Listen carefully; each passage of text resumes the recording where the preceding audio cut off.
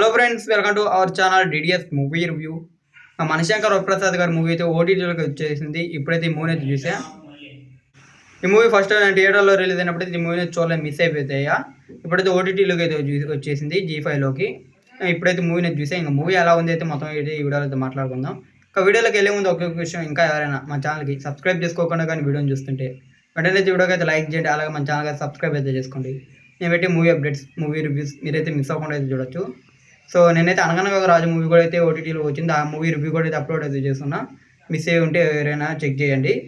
ఇంకా baby girl, వీటితో పాటు త్రిబుల్ టీ మూవీ, ఇంకా హాలీవుడ్ యాక్షన్ మూవీ అయిన ప్రెడేటర్ బ్యాడ్లాండ్స్, ఈ మూవీ కూడా అయితే ఈరోజు అయితే ఓటీటీలోకి అయితే వచ్చాయి. కాకపోతే నాకు రోజుకి ఒక సినిమా కానీ ఎక్కువ చూడలేదు, అంత టైం అయితే లేదు, కాలేజీకి పోవాలి కాబట్టి నేను రోజు ఒక రివ్యూ తెస్తా. రేపు ఆల్మోస్ట్ 2 మూవీస్ రివ్యూస్ అయితే వచ్చేస్తాయి. ప్రెడేటర్ బ్యాడ్లాండ్, ఇంకోటి ఏదైనా మూవీ గురించి అయితే రివ్యూ అయితే తెస్తాం. కాబట్టి ఎవరైతే మిస్ అయితే అవ్వద్దు. ఇంకా మణిశంకర్ వరప్రసాద్ మూవీ ఎలా ఉంది అయితే ఇంక వీడియో చూసుకుందాం. ఇంకా నాకైతే మూవీ అయితే నచ్చింది, సూపర్గా ఉంది మూవీ అయితే. అంటే నేను ఫస్ట్ అయితే ఎక్స్పెక్టేషన్ అస్సలు లేవు నాకు ట్రైలర్ రిలీజ్ అయినప్పుడు. ఆ తర్వాత పాజిటివ్ టాక్ వచ్చి మూవీ బ్లాక్ బస్టర్ అయింది కాబట్టి కొద్దిగా ఇప్పుడైతే ఎక్స్పెక్టేషన్ పెట్టుకొని చూసా. మూవీ అయితే మాత్రం నాకైతే ర్యాంప్ అనిపించింది. కామెడీ అయితే వేరే లెవెల్. చిరంజీవి గారి టైమింగ్ అయితే సూపర్గా అనిపించింది. లుక్స్ కానీ ప్రతి ఒక్కటి ర్యాంప్. అసలు సాంగ్స్ అయితే మాత్రం అంత అనిపిలా, అయితే ఉక్ స్టెప్ సాంగ్ అయితే మాత్రం ర్యాంప్ అనిపించింది, ఫుల్ వైపించింది ఆ సాంగ్ అయితే. నాకు ఇప్పుడు చూసిన తర్వాత అనిపించింది ఓరకా థియేటర్లో అనవసరంగా మిస్ అయిందని. అప్పుడు టికెట్ రేట్స్ ఎక్కువ ఉండటంతో నేనైతే అప్పుడైతే మిస్ అయితే అయిపోయా.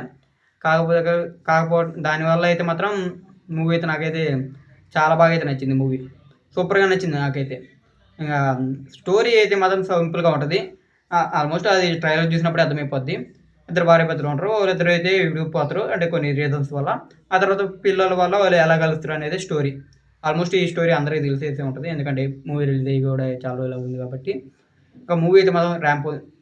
ఇంకా ప్రతి ఒక్కరి పర్ఫార్మెన్స్ కూడా చాలా బాగుంటుంది. కామెడీ టైమింగ్ ఇవన్నీ అయితే చాలా బాగుంటాయి. చిరంజీవి గారిది కామెడీ టైమింగ్ ఇవన్నీ అయితే చాలా బాగుంటాయి. ఇంకా డ్యాన్స్ కానీ సూపర్గా చేస్తారు. ఇంకా వెంకటేష్ గారి క్యామియో ఎందుకో అంతకైతే అంత అనిపించలేదు నాకైతే. అంటే అంత స్కోప్ లేదు, ఏదో పెట్టాలని పెట్టినట్టు అలాగ అనిపించింది. నార్మల్గా ఆ క్యారెక్టర్ క్యామియో లేకపోయినా కూడా పెద్దగా అయితే ఏమంత ఉండేది కాదు, నార్మల్గానే ఉండేది. సో ఓవరాల్గా మూవీ అయితే మాత్రం ఓవరాల్గా అయితే నాకైతే చాలా అంటే చాలా బాగా అయితే నచ్చింది. కామెడీ కానీ డ్యాన్స్ అవన్నీ అయితే సూపర్గా ఉన్నాయి. చిరంజీవి గారి కోసం అయితే చూసేయచ్చు, వింటేజ్ చిరంజీవి బ్యాక్ అన్నట్టు. ఫైట్స్ కానీ ప్రతి ఒక్కటి సూపర్గా ఉంటాయి.